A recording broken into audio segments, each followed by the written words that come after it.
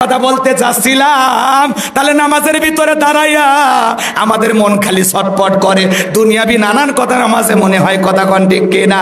এমনও মানুষ আছে এত তাড়াহুড়া করে এক চাচা ওযু করছে, এক ঠ্যাং না ধুইয়া মসজিদে ঢুকেছে, টাই সালাম মসজিদ, চাচা পিছলা খায়া লঙ্গি একদিক চাচা একদিক, তাও বলে আল্লাহু আকবার। মানুষ কয় চাচা লঙ্গি খুলে গেছে, আগে লঙ্গি ঠিক করেন, কয়েক জামাত ধরি। এরকম তাড়াহুড়া করে মুসল্লি মসজিদে যায়, আসে না নাই? এত তাড়াহুড়া করে আপনাকে চাইতে কে বলেছে? 15-20 মিনিট আগে আজান হয়, আপনি তখন গেছিলেন কই? যখন জামাত দাঁড়িয়ে গেছে বাড়ির থেকে মারছে দৌড়, কথা কন নাকি? 15-20 মিনিট আগে যে আজান হয়েছিল আপনি গেছিলেন কই?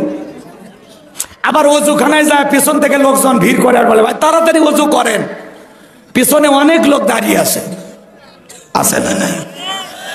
খবরদার এরকম করবেন না। আজান হয়, আজান হওয়ার সাথে সাথে ওযু বানায় রেডি থাকবেন, পারবেন তো ইনশাআল্লাহ?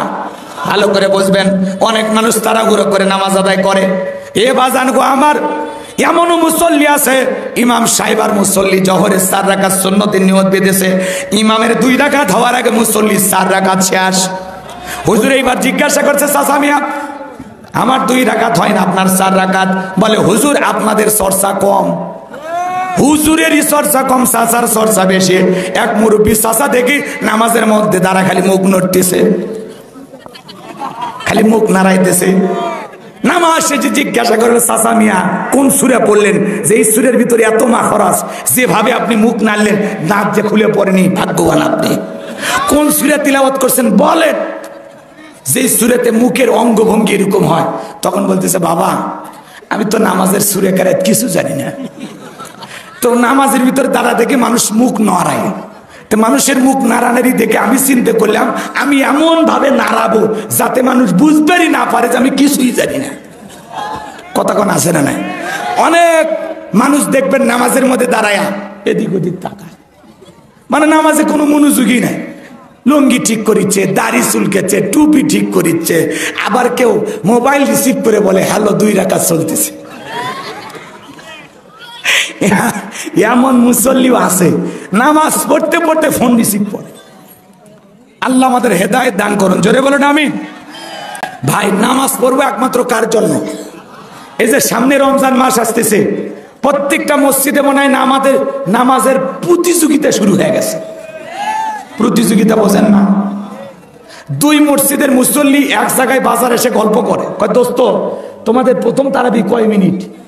আমাদের হুজুর খুব আল্লাহ 40 মিনিট লাগছে প্রথম তারাবি। আর একজন বলতেছে আমাদের হুজুর বিদ্যুতের গতি ফেল, 20 মিনিটে সব শেষ। আচ্ছা বলেন তো যে ব্যক্তি 20 মিনিটে 20 রাকাত পড়ছে এই নামাজ হইছে ভাই?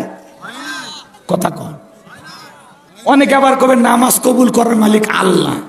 আপনি কি ফাজলামি করেন নাকি? সোনার মক্কা মদিনে আল্লাহ তার এই গোলামকে নিয়েছিল, আমি গেছিলাম সেখানে তারাবির নামাজ পড়তে সময় লাগে 1 ঘন্টা 45 মিনিট। কত হয় না? 1 ঘন্টা 45 মিনিট। আর আপনার নামাজ পড়তে লাগে 20 মিনিট, 25 মিনিট, 30 মিনিট, 1 মিনিটে 1 রাকাত। আরে ভাই আপনি আমি সালাত আদায় করতেছি। রমজান মাস মুমিনের জন্য ইবাদতের মৌসুমের মাস, রমজান মাস বোনাসের মাস, রমজান মাস বেশি বেশি সওয়াব কামাইয়ের মাস। আর সেই মাসে আমরা ইবাদত শর্টকাট করার চিন্তা করি। কথা কয় না? হুজুর যদি একটু স্লো মোশনে তারাবি পড়ায়, কয় হুজুর হাত পা লেগে যায়, বোঝেন না, একটু তাড়াতাড়ি পড়াবেন। হুজুর কি করবি? ধাক্কা ধাক্কা হুজুরের গতি বাড়ায়। হুজুরকে তো প্রথম স্লো মোশনে শুরু করে। কিছু কিছু ছেলেমেয়ে হুজুর এত সময় নিলে হবে, বোঝেন না? ওই লোকজন চলে যায় কিন্তু পিছন থেকে, অনেকে 12 রাকাত পরে চলে যায়, 8 রাকাত পরে চলে যায়। আপনি যদি একটু তাড়াতাড়ি পড়াইতেন তো 20 রাকাতই মানুষজন পড়তো। হুজুর আবার এই উপদেষ্টা মন্ডলীর পরামর্শ মোতাবেক একটু গতি বাড়ায়। কিন্তু যারা 8 রাকাত পরে যায় ওরা তো যাবি, যারা 12 রাকাত পরে যায় যাবি, আর যারা 20 রাকাত পড়ার এরা 20 রাকাতই পড়বি। এখন ওই যে 10 জন চলে যায় ওর জন্য আপনি গতি বাড়ে লাভ কি? আপনি এতগুলো মানুষের সালাত আদায়ের দায়িত্ব নিছেন, তামাশা করলে হবে? আমি তারাবি পড়াই, কমপক্ষে 1 ঘন্টা 15 মিনিটের মতো সময় লাগে। আমি তারাবি পড়াই। কথা কি বুঝতে পারছেন? এই জন্য ওই যে প্রথম দিন দেখবেন মসজিদে জায়গা হচ্ছে না, কথা কয় না, 2 তলা 3 তলা ভর্তি, রাস্তার উপরে চট বিছে দেওয়া লাগলো। 1 সপ্তাহ তারাবি পড়ে বাইরে চট ঢুকছে, বারান্দা খাসে, এখন ভিতরের কাঁটার খাওয়া শুরু হয়ে গেছে। তো ওই মৌসুমের 2-4 জন মুসল্লির জন্য আপনি সিজদা রুকু ঠিকভাবে করবেন না, কথা কন না কেন? রাগ করতেছেন আপনারা? বিশ্ব নবীর জামানায় ফজরের নামাজের দৃশ্য যেমন, জুমার নামাজের দৃশ্য একই রকম, আল্লাহু আকবার বলেন। আর আমাদের বাংলাদেশে জুমার নামাজের জন্য মসজিদ ভেঙে 2 তলা 3 তলা করা হয়, আর ফজরের সময় এমনও গ্রাম আছে 1 কাতার মুসল্লিও হয়নি। এমনও মসজিদ আছে খালি ইমাম আর মুয়াজ্জিন একা একা পড়ে। ভাই আসে না নাই? তাহলে যারা জুমার নামাজ আদায় করলো, বাকি সপ্তাহে আর নামাজ পড়ার দরকার নাই? জোরে বলেন দরকার নাই? কি শুরু করছেন? কি শুরু করছেন? আল্লাহর সাথে তামাশা।